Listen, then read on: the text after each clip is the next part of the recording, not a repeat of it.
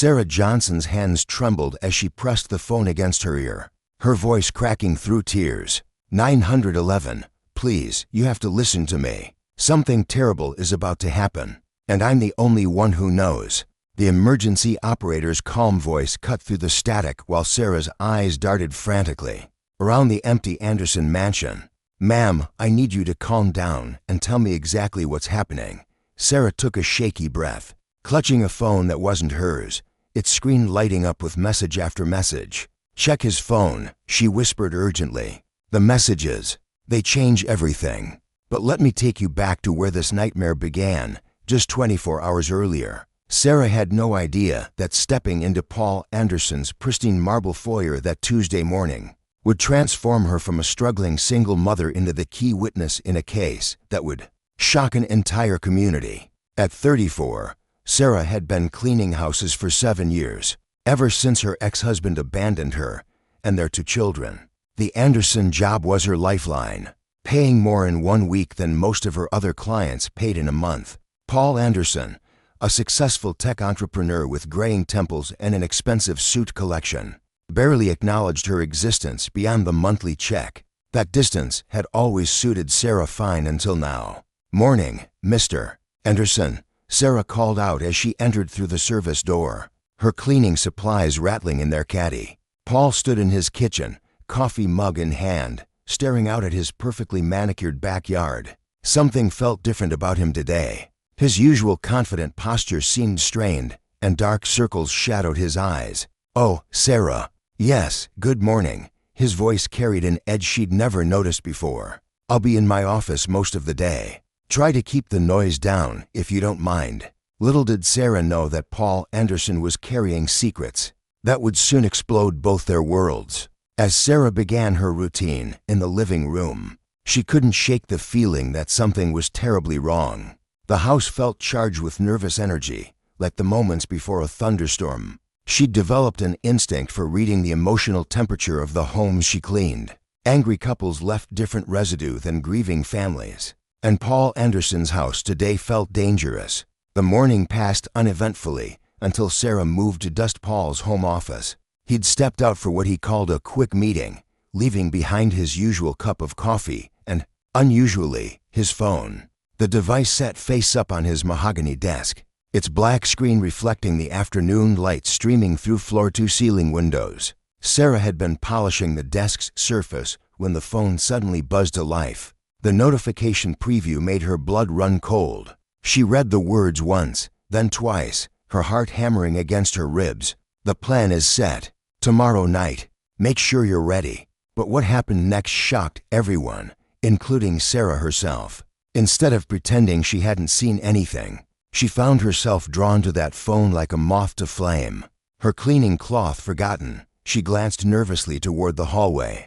Paul's voice drifted from somewhere deeper in the house, confirming he was still on his call. Sarah's hands shook as she picked up the device. More messages appeared, each one more disturbing than the last.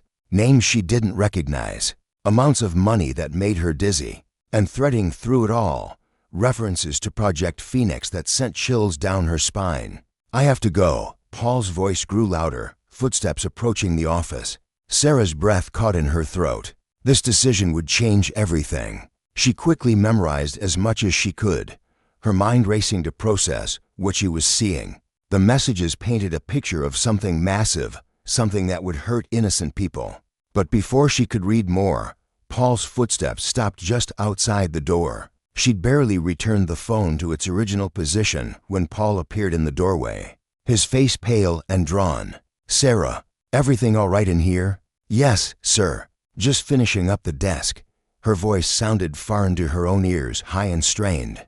Paul's eyes flickered to his phone, then back to Sarah's face. For a terrifying moment, she was certain he could read her guilt. But he simply nodded and picked up the device, sliding it into his pocket.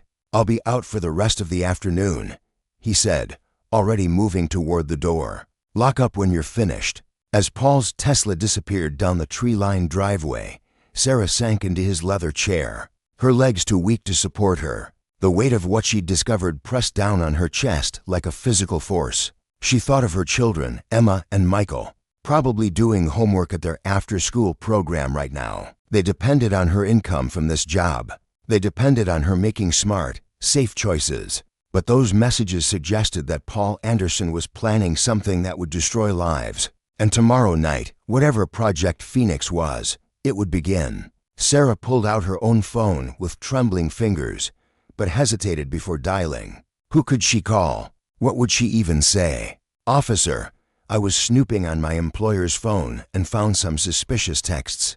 They'd laugh her out of the station. The grandfather clock in Paul's hallway chimed for times, each note echoing through the empty house like a countdown. Sarah closed her eyes and whispered the words that would haunt her for the next 24 hours. I knew something was wrong, but the real shock was still coming. And Sarah Johnson had no idea that her next decision would put her family in terrible danger. Sarah stared at the glowing phone screen, her hands trembling as she processed those 3 words, "The plan is set." Her heart hammered against her ribs as she quickly placed the device back, exactly where she found it. Every instinct screamed at her to run, to grab her cleaning supplies and leave the Anderson mansion forever. But she couldn't afford to lose this job, not when her 8-year-old daughter, Emma, needed new school clothes, and her son Marcus was asking why they couldn't afford pizza like other families. The weight of her reality crashed down on her shoulders. Sarah Johnson had been cleaning houses for 12 years, ever since her husband died in that construction accident. The insurance money had dried up long ago, and jobs that paid enough to support 2 kids were scarce. Paul Anderson paid her well better than most, and losing this income would mean choosing between rent and groceries again. She forced her breathing to steady as she continued dusting the mahogany desk in Paul's home office. The mansion felt different today, charged with an energy that made her skin crawl. Usually, Paul was cordial enough, offering a polite nod when their paths crossed. But lately, he'd seemed distracted, constantly checking his phone and speaking in hushed tones behind closed doors.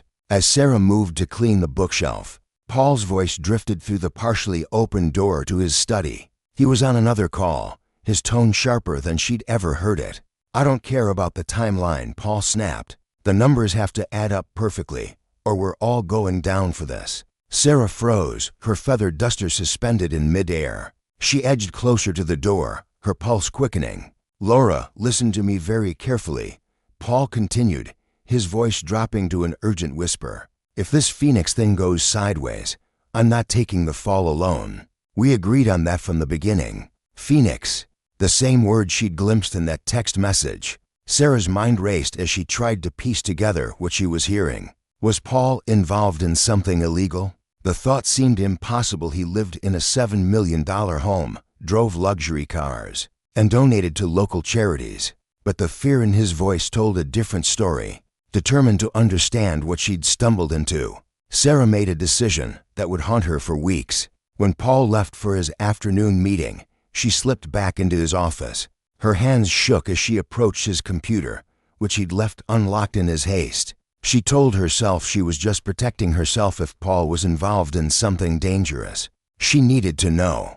The desktop was cluttered with financial documents and spreadsheets, but there, in the corner, was a folder labeled Project Phoenix. Sarah's breath caught as she double-clicked it open. What she found inside made her blood run cold. Bank statements showing massive transfers to offshore accounts, correspondence with people she'd never heard of, and most disturbing of all, documents that seemed to detail a complex scheme involving falsified records and manipulated transactions. But who was really behind this? And what did it mean for her family's safety? Footsteps echoed in the hallway, and Sarah quickly closed the folder, her heart hammering. She grabbed her cleaning supplies and rushed to the living room just as Paul returned with a woman she'd seen before, Laura Miller, his business associate. Laura was impeccably dressed as always, but today her usual composure seemed strained. "We can't keep pushing this back," Laura hissed as they entered the foyer. "The audit is next week, and if they find discrepancies, they won't find anything if you've done your job correctly," Paul interrupted, his voice ice cold. Sarah pretended to focus on polishing the coffee table, but she could feel the tension crackling between them. Laura's face had gone pale, and her hands were clenched into fists. "Don't you dare put this on me, Paul," Laura shot back. You're the one who insisted on accelerating the timeline. You're the one who said we could handle the volume without raising red flags. And you're the one who assured me your contact could clean the transfers without leaving a trail. Paul countered. Sarah's mind reeled. Whatever Project Phoenix was, it was clearly falling apart, and both Paul and Laura were terrified. But as she listened to their heated exchange, one thing became crystal clear: this wasn't just about money. This was about survival. The argument escalated until Laura stormed out, leaving Paul standing alone in the foyer, his face buried in his hands. When he finally looked up, his eyes met Sarah's across the room. For a moment, she saw something that chilled her to the bone, not guilt or fear, but calculation. He knew she'd been listening, but what Sarah discovered next would turn everything she thought she knew completely upside down. Sarah stared at her phone, Jake's number highlighted on the screen, her thumb hovering over the call button. The weight of what she'd discovered about Paul's mysterious Project Phoenix felt like a boulder pressing down on her chest. After 3 sleepless nights, she finally pressed call. "Jake, it's Sarah. I need to see you now." 20 minutes later, they sat across from each other at Murphy's Diner, the same booth where they'd shared countless conversations during their college days, when money was tight and dreams felt both impossible and inevitable. Jake's weathered face showed the years he'd spent chasing stories for the local paper, but his eyes still held that spark Sarah remembered. "You look terrible," he said, sliding a coffee across the table. "Thanks for the pep talk." Sarah's hands shook as she reached for the cup. "Jake, I think I've stumbled into something big, something dangerous."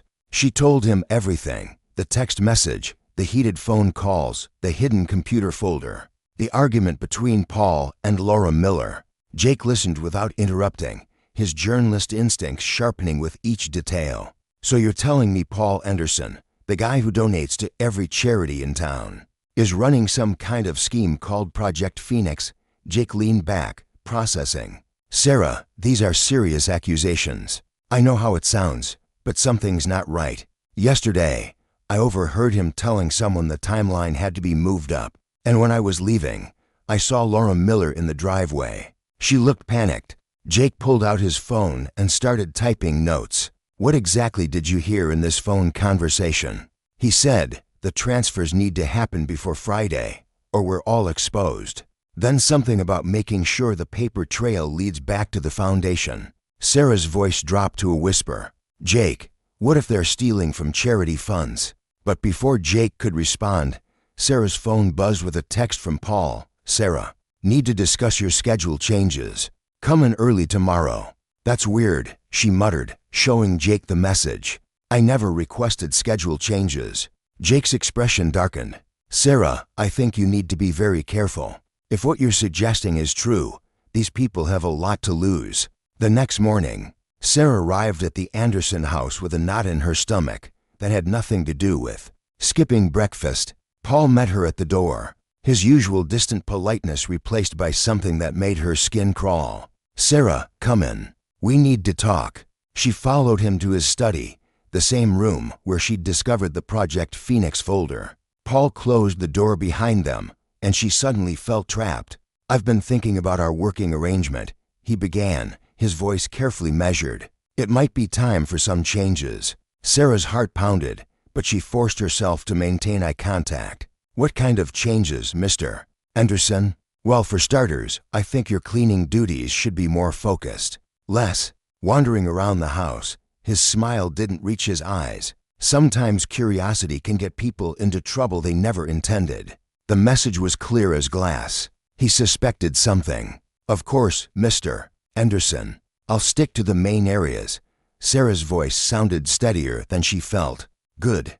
I'm glad we understand each other." Paul opened the door, signaling the end of their conversation. "Oh, and Sarah, I hope you know that discretion is one of the qualities I value most in my employees." As Sarah began her work, her hands trembled while she dusted the same bookshelf 3 times. Every sound made her jump. When Paul left for a meeting around noon, she allowed herself to breathe normally for the first time all day. But her relief was short-lived. While organizing papers on Paul's desk, a task he'd specifically assigned her, she knocked over a pen holder. As she scrambled to pick up the scattered items, she found something that made her blood freeze. A business card had fallen behind the desk, and when she retrieved it, she saw it wasn't just any card. It belonged to Detective Michael Torres of the Financial Crimes Unit. With a handwritten note on the back, "Paul, our meeting moved to Thursday. Bring everything we discussed." Sarah's mind raced. Was Paul cooperating with the police? Or was Detective Torres part of whatever scheme was unfolding? The timing felt too convenient, too planned. She quickly photographed the card and returned it to where she'd found it. As she continued cleaning, fragments of overheard conversations began forming a terrifying picture. What if Project Phoenix wasn't Paul's criminal enterprise at all? What if he was being set up? That evening, as Sarah walked to her car, a black sedan pulled up beside her. The window rolled down, revealing a woman she'd never seen before. "Sarah Johnson," the woman called out in a voice smooth as silk but cold as winter. "I think we should have a conversation about your future employment." Sarah's keys slipped from her trembling fingers as she realized someone else was watching her every move. The voicemail Sarah found changed everything. But what happened next would push her into territory she never imagined entering. Sarah's hands trembled as she forwarded the audio file to Jake, her heart pounding so hard she could hear it over the phone's ringtone. "Jake, you need to listen to this right now," she whispered into her phone. Glancing nervously toward the Anderson house, "I'm sending you something that proves everything we suspected." Jake's voice crackled through the speaker. "Sarah, where are you? You sound terrified." "I'm in my car outside the house. Just listen to what I'm sending you and call me back." She ended the call and sat in the silence, watching Paul's silhouette move past the living room window. 20 minutes later, her phone buzzed. Jake's voice was urgent, professional. "Sarah, this is bigger than we thought. That voicemail mentions federal accounts, overseas transfers. We're talking millions of dollars here. I'm already reaching out to my contacts at the FBI." But as Sarah drove home that evening, she noticed the same black sedan that had been parked across from the Anderson house, now following her through 3 consecutive turns. Her stomach dropped. "This can't be happening," she muttered, taking a deliberate detour through her neighborhood. The sedan stayed with her. When she finally pulled into her driveway, the sedan drove past slowly, tinted windows revealing nothing. Sarah rushed inside to find her daughter Emma crying at the kitchen table, her homework scattered across the surface. "Mom, something weird happened at school today," Emma sobbed. "These men came asking about you. They wanted to know where you work and if you ever bring anything home from your job. Mrs. Peterson, my teacher, said I shouldn't talk to strangers, but they knew our last name." Sarah's blood ran cold. She knelt beside Emma, smoothing her daughter's hair. "What did you tell them, sweetheart?" "Nothing. I got scared and ran to find Mrs. Peterson." "But Mom, who were they? Why were they asking about you?" The next morning brought no relief. Sarah arrived at the Anderson house to find Paul pacing in his study, phone pressed to his ear. His voice carried through the partially open door, tense and agitated. "No, I told you the timeline can't be moved up. Sarah's been acting strange lately, asking questions. We need to be careful." Sarah's heart stopped. He knew. Somehow, Paul suspected her involvement. She quickly busied herself with cleaning the hallway, straining to hear more. "Look, Laura, I don't care what pressure you're getting from your people. If we rush this now, everything falls apart. And if that maid has been listening," Paul's voice dropped to a whisper. Sarah forced herself to continue dusting, her movements mechanical while her mind raced. She needed more evidence, something concrete that would protect her family and expose whatever Paul was really involved in. That afternoon, as she cleaned Paul's home office, Sarah noticed he'd left his computer unlocked. Her hands shook as she opened the Project Phoenix folder again, this time copying files to a USB drive she'd brought. Financial documents, email chains, bank routing numbers, everything that could prove his involvement. But as she worked, footsteps approached the office. Sarah quickly closed the computer and pocketed the USB drive just as Paul appeared in the doorway. "Sarah," he said, his voice carrying a chill she'd never heard before. "We need to talk." Her throat went dry. "Of course, Mr. Anderson. Is everything all right?" Paul stepped fully into the room, closing the door behind him. "I've been thinking about our conversation the other day. About trust. About how important it is in relationships like ours." His eyes never left her face. "I want to make sure you understand how much I value discretion." I'm not sure what you mean," Sarah managed, the USB drive burning like a coal in her pocket. "I think you do," Paul replied softly.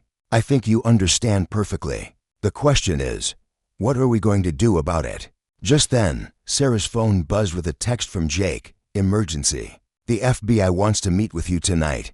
Everything's moving faster than we expected." But the biggest surprise was still coming. One that would turn everything Sarah thought she knew completely upside down. The evidence weighs heavy in Sarah's trembling hands as she stands outside the police station, her heart pounding against her ribs like a caged bird. 24 hours ago, she was just a maid trying to make ends meet. Now she holds the key to unraveling what could be one of the biggest fraud schemes the city has ever seen. Detective Rodriguez looks skeptical as Sarah enters his office. "Ma'am, you're telling me your employer is involved in money laundering based on some text messages?" His weathered face shows the exhaustion of someone who's heard too many wild theories. "Please, just look at his phone," Sarah insists, her voice stronger than she's ever heard it. "The messages I recorded, the bank transfers, the meeting locations, it's all there." As Detective Rodriguez scrolls through the evidence on Sarah's phone, his expression transforms from doubt to shock to grim determination. The messages paint a clear picture. Paul Anderson wasn't the mastermind.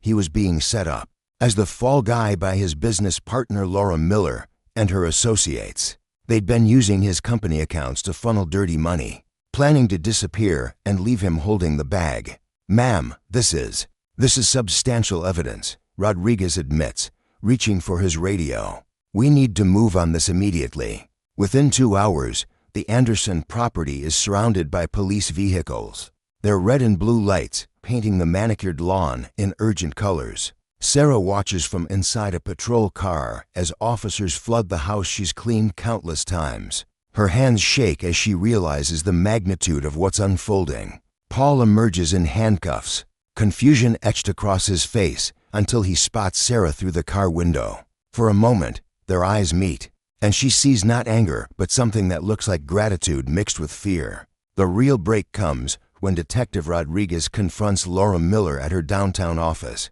armed with Sarah's evidence. They catch her in the middle of transferring funds to offshore accounts. The sophisticated network she'd built crumbles in minutes as her associates scatter like roaches. When the lights come on, 3 days later, Sarah receives a phone call that changes everything. Paul Anderson's voice comes through her phone, cleared of all charges and free to rebuild his shattered reputation. "Sarah," he says, and she can hear the emotion cracking his usually composed voice. "I owe you more than I can ever repay. You saved my life, my company, everything I've worked for." The meeting that follows takes place not in the mansion's pristine living room, but in Paul's attorney's office, where the full scope of Laura's betrayal becomes clear. She'd been systematically draining his accounts for months, using her position as his business partner to access everything. The Project Phoenix wasn't Paul's scheme. It was Laura's plan to rise from the ashes of his destroyed reputation. "I was so focused on business that I missed what was happening right under my nose," Paul confesses, his hands clasped tightly together. "But you, Sarah, you saw what I couldn't see. You had the courage to act when I couldn't." Paul's transformation is remarkable. The distant, preoccupied businessman Sarah once knew has been replaced by someone humbled by near disaster and grateful for second chances. He offers her something that takes her breath away, a position managing his new charitable foundation, with a salary that will finally provide security for her children. "I want to give back," Paul explains, "and I can't think of anyone better to help me do that than someone who proved they'll fight for what's right, even when it's dangerous." Sarah's own transformation is just as profound. The woman who once cleaned in silence, invisible and unheard, now sits across from a man who sees her worth. For the first time in years, she feels the weight of possibility instead of desperation. The ripple effects extend beyond just Sarah and Paul. Jake Williams breaks the story for his newspaper, exposing a corruption network that reaches into multiple businesses across the city. Sarah's courage to speak up prevents dozens of other people from losing their life savings. 2. Laura's scheme. As Sarah walks out of that office building, she thinks about her children waiting at home, about the bills that will finally be paid, about the future that suddenly looks bright instead of bleak.